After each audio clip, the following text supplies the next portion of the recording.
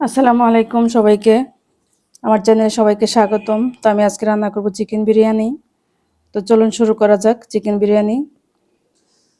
তো প্রথমে কড়াইতে দিয়ে দিব তেল। তেলটা গরম হলে দিয়ে দিব পেঁয়াজ কুচি। পেঁয়াজ কুচিটা দিয়ে আমি গাঢ় বাদামি করে ভেজে নিব।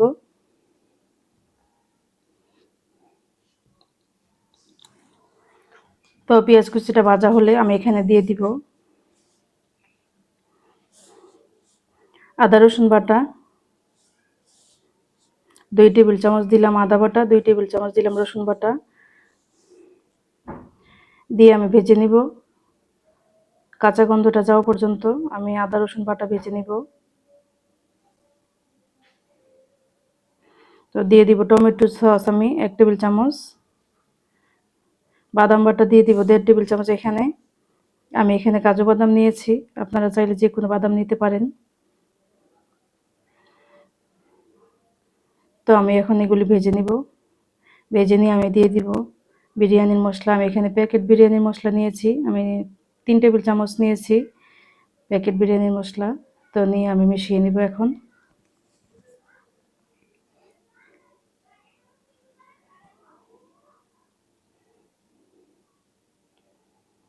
তো ভালো করে মিশিয়ে নিয়ে এখন আমি দিয়ে দিব পরিমাণ মতো লবণ।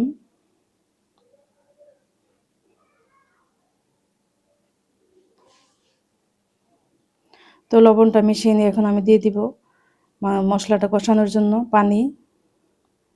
তো পানি দিয়ে মশলাটা আমি ভালো করে কষিয়ে নিব। মশলাটা কষানো হলে কিন্তু বিরিয়ানিটা খুব টেস্ট হবে। মশলাটা ভালো করে কষাতে হবে। তো আমি মশলাটা ভালো করে কষিয়ে নিব।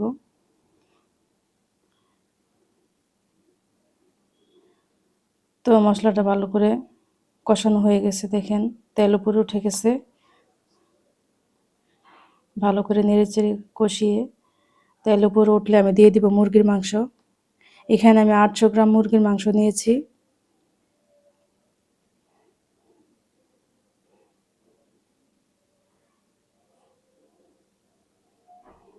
তো এখন আমি মুরগির মাংসটা মশলার সাথে মিশিয়ে নিব।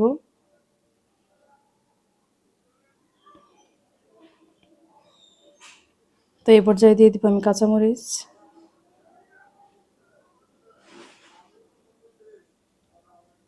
কাঁচামরিচটা দিয়ে আমি মিশিয়ে নিয়ে আমি ঢেকে রান্না করব। প্রায় 30 মিনিটের মতো আমি রান্না করব এটা। আর আমি পানি দিইনি, মুরগির মধ্যে যে পানিটা ছিল ওটা দিয়ে রান্না হয়েছে। তো ভালো করে আমি মুরগিটা ভালো করে নেড়ে চেড়ে দিব এখন। দেখেন তেল উপরে উঠে গেছে। আমি প্রায় 30 মিনিটের মতো রান্না করেছি মুরগিটা। তো আমি আরেকটা প্যানে দিয়ে দিব তেল। এখানে তেল দিয়ে আমি কিছু পেঁয়াজ দিয়ে দিব, 1 টেবিল চামচ পরিমাণ পেঁয়াজ দিয়ে আমি নেড়ে চেড়ে নিব। আমি পেঁয়াজটা ভাজবো না এখানে। অল্প কাঁচা গন্ধটা যাওয়ার পরে আমি দিয়ে দিব এখানে আদা বাটা রসুন বাটা। আমি দিয়ে দিব 1 টেবিল চামচ করে আদা বাটা, 1 টেবিল চামচ, আর রসুন বাটা 1 টেবিল চামচ। এখন আমি মশলাটা ভেজে নিব।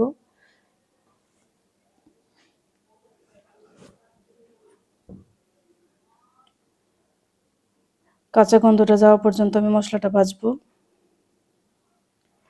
তো মশলাটা ভাজি হলে আমি দিয়ে দিব এখানে 400 গ্রাম পোলাওর চাল। এখানে আমি 800 গ্রাম মুরগির জন্য আমি 400 গ্রাম পোলাওর চাল নিয়েছি।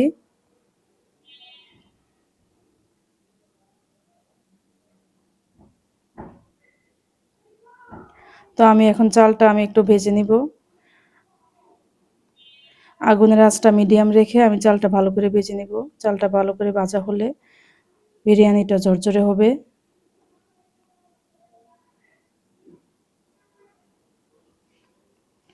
তো আমি একটু সময় নিয়ে এই পোলাওর চালটা ভেজে নিয়েছি।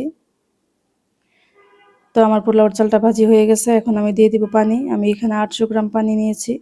800 গ্রাম পানি থেকে আমি অল্প পরিমাণ পানি রেখে দিয়েছিলাম। ওই পানিতে আমি গুঁড়া দুধ আমি গুলিয়ে দিয়ে দিলাম। এখানে 2 টেবিল চামচ গুঁড়া দুধ দিয়েছি। আর এখানে পরিমাণ মতো লবণ দিব। তো লবণ দিয়ে আমি নেড়ে চেড়ে দিব।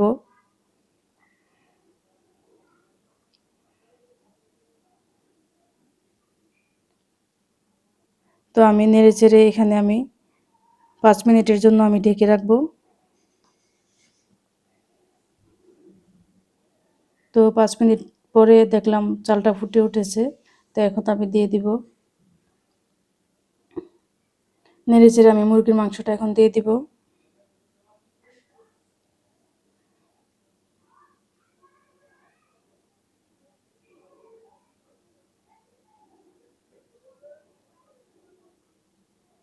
তো এইভাবে রান্না করবেন আপনারা, রান্না করে খেয়ে দেখবেন, ভালো লাগবে। ঈদের দিন সকালেও রান্না করতে পারেন, দুপুরবেলাও রান্না করতে পারেন।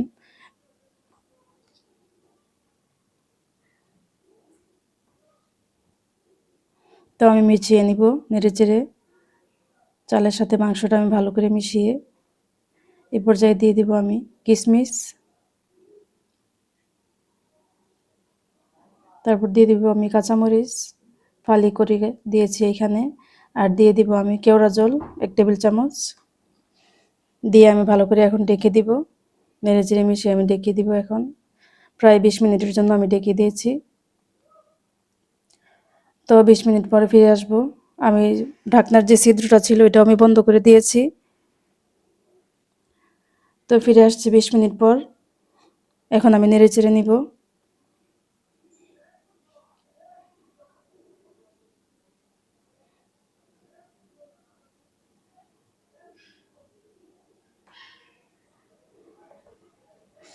এভাবে রান্না করে খেয়ে দেখবেন, খুব টেস্ট হয়।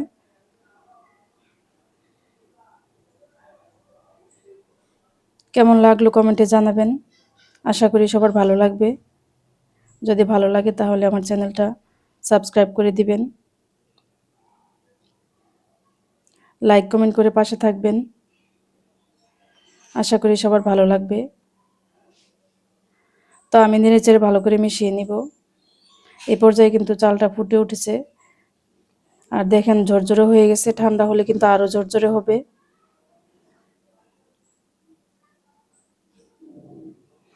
চালও কিন্তু সিদ্ধ হয়ে গেছে।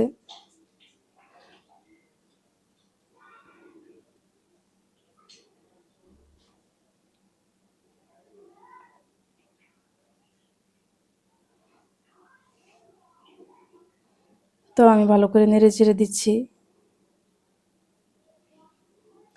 হয়ে গেল আমার বিরিয়ানি। আমি এখন সার্ভ করে নিব প্লেটে। আশা করি সবার ভালো লাগবে।